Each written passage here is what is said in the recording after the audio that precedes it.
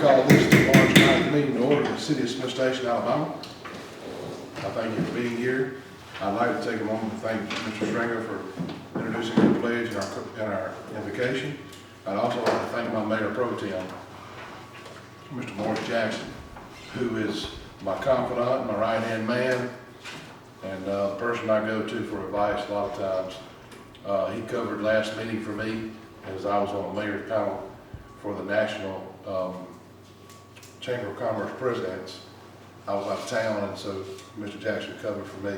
A lot of y'all don't know this about Mr. Jackson, but he was also the guy that gave me money for the concession stand when I was in Little League Baseball, when his son and I played together there. And so He was always needing money. he and I have been friends for well over almost 50 years. I'm not trying to tell you your age. We have a roll call to establish a quorum. Yes, sir. Mr. Stringer? Here. Mr. Jackson? Here. Mr. Lanston? Here. Mr. Cooley? Here. Ms. Green? Here. Mayor Copeland? Here. You got the minutes from our April 25th, 2023 meeting, City Council, via hard copy as well as digital. Are there any additions or corrections? None being brought forth, I call for a motion and second. I make it approve. Lanston, Cooley. Mayor Copeland, I make a motion we suspend rules of ordinance and resolution so we can address the issue before us tonight. Mr. Cooley has made a motion to suspend the rules and ordinances. Can I get a second? Second. Mr. Green, is there any discussion? None being brought forth, I call for the vote. Yes, sir. Mr. Stringer? Yes. Mr. Jackson? Yes. Mr. Lanston? Yes. Mr. Cooley? Yes. Ms. Green? Yes. Mayor Copeland? Yes. Resolution 2023-510, amend fiscal year 2022-2023 general fund budget for ARPA funds. Mr. Rice, will you introduce that to us? Yes, sir. Resolution 2023-510, a resolution for the City Council of the City of Smith Station, Alabama, amending the general fund budget for the 2022 to 2023 fiscal year by setting a budget for American Rescue Plan Act Fund after the original budget was approved, providing for severability and providing for an effective date. Can I get a motion second? Make a motion to approve. Second. Mr. Green, Mr. Jackson. Any discussion? I'd like to know that these funds were established in 2021 and 2022. We're expending to them in 2023, which it looks like we have an offset of a budget deficit, and that's not the case. Those funds are set aside in our account. It's just the way accounting works and monthly accounting works, and so we're doing a budget, the general fund budget that's been approved by our CPA as well as our city attorney to pass this, just to let people understand that we're not being unphysically responsible.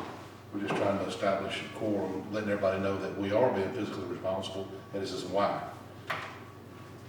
Another discussion, I call for the vote. Yes, sir. Mr. Stringer? Yes. Mr. Jackson? Yes. Mr. Lanston? Yes. Mr. Cooley? Yes. Ms. Green? Yes. Mayor Copeland? Yes. Number 8, general fund budget statement for month ending March 31st, 2023. If everyone doesn't mind going to the second copy of the general fund statement in your packet. First shows the impact of our ARPA funds, but that's not the actual case. So we're going to go over those, and it shows where we actually are for this fiscal year. And as part of that QuickBooks update, where it's showing every single income and expense. So that's why it's a few pages longer than last time. All right. So we'll start on page 1. We only have one thing to note here. In our P&L report for the general fund for March 2023, total property rental income was $49.30.38. Over on page 2, total ad valorem taxes for the month were $8,117.42. Total business license income was $25,161 even. Down at the bottom, our total sales and use tax for the month was $83,669.08. Our total income for March was $189,904.65. Starting over on page 4, in the expenses portion of the report, total administrative department expenses for the month were $55,094.25. On page 5, our total finance and revenue department expenses for the month were $26,407.51. On page 6, Our total Parks and Recreation Department expenses were $26,351.28. On page 7, our total Public Works Department expenses for the month were $46,532.04. Our final net income for the month of March 2023 was $35,456.55 to the black. Our total fiscal year net income is $375,830.34. You've heard the general fund budget. Can I get a motion second to approve? Motion to approve. Second. Julie Green.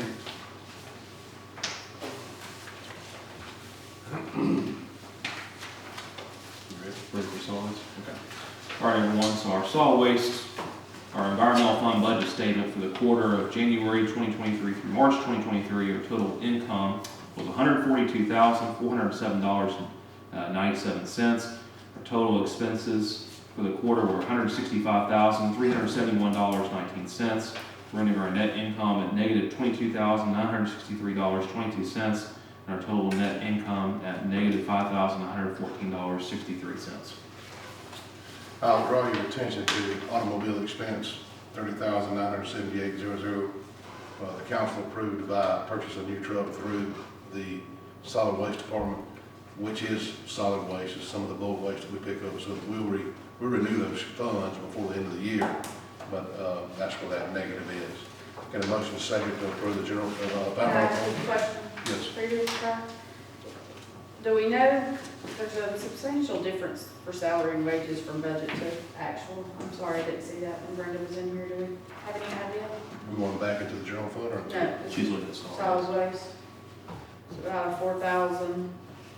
$4,000 difference. You can get back with me, that'd be great. It's down at the third one, mayor, salary and wages. She's looking at what was budgeted for. Yeah, what was budgeted for? I can explain it to you. Okay. All right, can we get a motion and a second to approve it? Make a motion to approve. Any public comments? No, sir, no one registered. Any council member reports? I'd like to say we're very proud of our high school baseball team. Ms. Green's son is the shortstop on the team, and we played,